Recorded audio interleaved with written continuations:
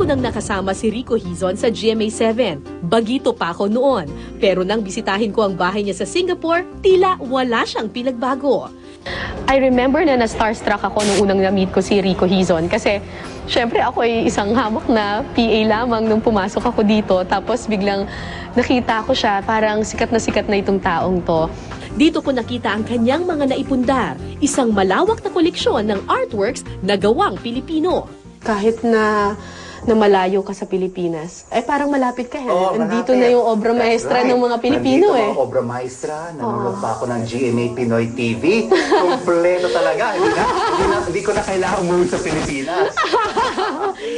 Sa aking pagbisita, may baon akong sorpresa. Anyways, dahil ikaw ay kapuso. Yes. Pero where you belong? Anong time?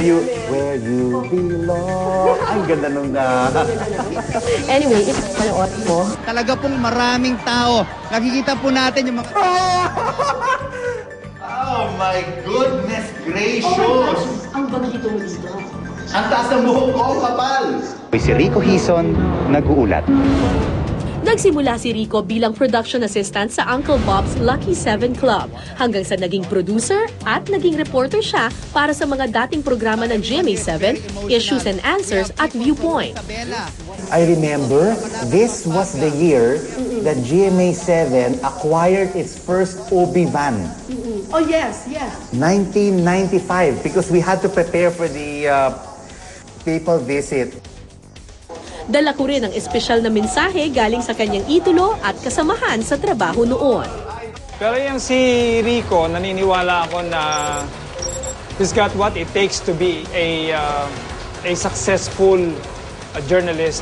Kasi hindi naman niya basta swerte-swerte lang eh. Nakita ko yung kanyang work ethic. That's true. He told me before when I was still starting in mga 1991 yun, 1992, I was just starting out. Oh my God, Boy Matias! Boy Matias! I love you!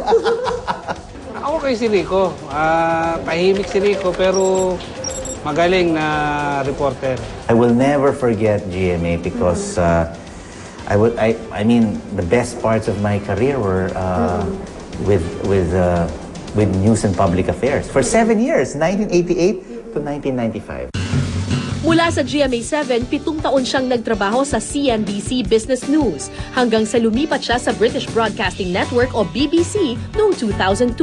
Dahil sa kanyang dedikasyon sa trabaho, binigyan siya ng parangal. Napabilang siya sa The Outstanding Young Men for 2006 sa larangan ng broadcast journalism.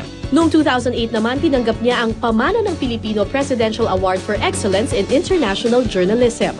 Kamakailan hinirang siya ng People Asia bilang isa sa People of the Year awardee ng 2009. I feel like I'm an ambassador in my own little way in representing the Philippines to the world. Para lalong ipagmalaki ang Pilipino sa buong mundo, ginawa ni Rico ang Good News Pilipinas, isang website tampok ang mga tagumpay at magagandang balita tungkol sa mga Pinoy sa ibang bansa. Sipag, dedikasyon at pagmamahal sa trabaho. Ito ang sikreto sa tagumpay ni Rico bilang isang mamamahayag. Isang tagumpay na hindi lang para sa kanyang sarili, kundi para rin sa ating bayan. Minsan sinasabi pa nga nila, hapon ka ba? Sinabi ko, hindi. Purong Pinoy ako. Born, raised, and educated in the Philippines. And I'm proud to tell the whole world that I am a Pinoy.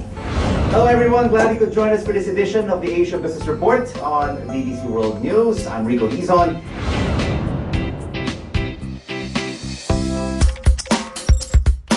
Sa Singapore, may exhibit ang 11